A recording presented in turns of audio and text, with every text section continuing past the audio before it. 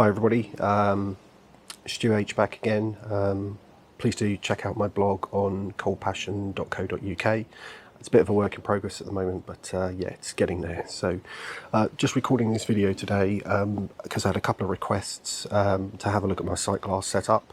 I've been sort of fettling this for a little while. I'm also testing a new microphone setup today, so I'd really appreciate some feedback on that. As you can see, we're outside today, and that is because I want to see how it reacts to wind noise, etc.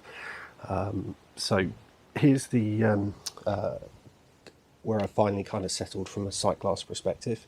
I've gone with a four-way stainless steel, I guess you call it a crossroads or a cross. You've got then just a simple tap fitting straight down and a quick release fitting.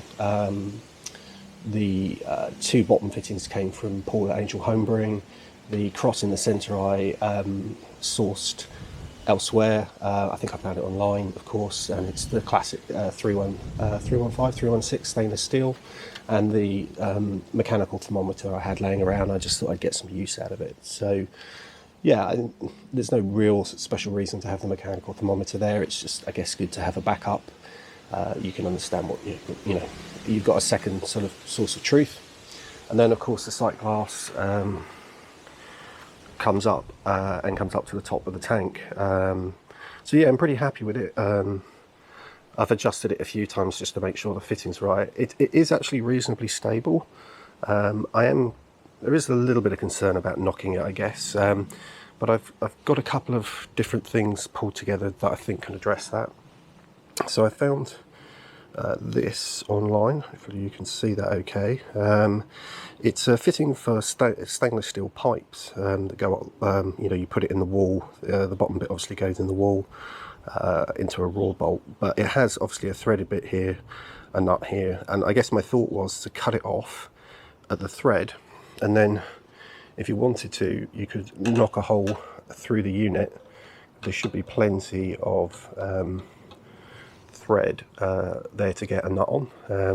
So I guess my only concern is what's that going to foul? Is that going to make that hard? Because so the malt pipe is in there at the moment, and as you can see, I'm not 100% sure that would work to knock a hole through the unit, just to stabilise that top and make sure it doesn't get knocked.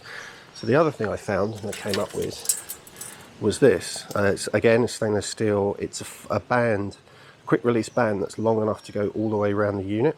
So let me see if I can show you fitting this to the unit.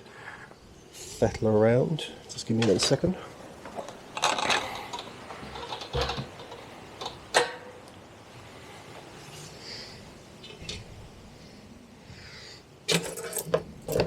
So yeah, this should, and I did test fit this. I just wouldn't go that crazy on camera without having made sure it works.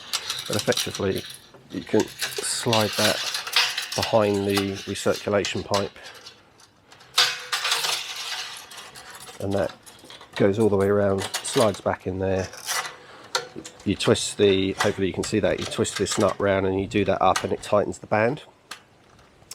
Now my thinking is that obviously I could just drill a hole in that band rather than actually drilling a hole in the unit, and then maybe put a nut the other side of the band and put that through. The other option is to braze it on, but I mean I can do that. I've got everything I need to do it, but I want this to be something, mods that people can easily do at home without needing to go out and buy, you know, cadmium free silver brazing rods for welding, brazing stainless steel to stainless steel, etc. That's a bit non-accessible. So I'm going to keep thinking about it and think if there's a way that I can, you know, I might try just drilling a hole in the end here and see what that does to the, should we say, the integrity of the band. I can always then cut the bit off the band. I'm not worried about threading it back on. I guess after drilling a hole big enough to take that thread, I'm concerned that the band will break. You know, the band will become so weak it could break, or as you take it off, if you bend it, it'll snap at that point. So I'm going to keep scratching my head on that one. For the moment, as I say, I think I'm happy as long as I'm careful. I won't damage it by knocking. It's a good piece of acrylic, and I'm sure you can get just those as a replacement from Paul.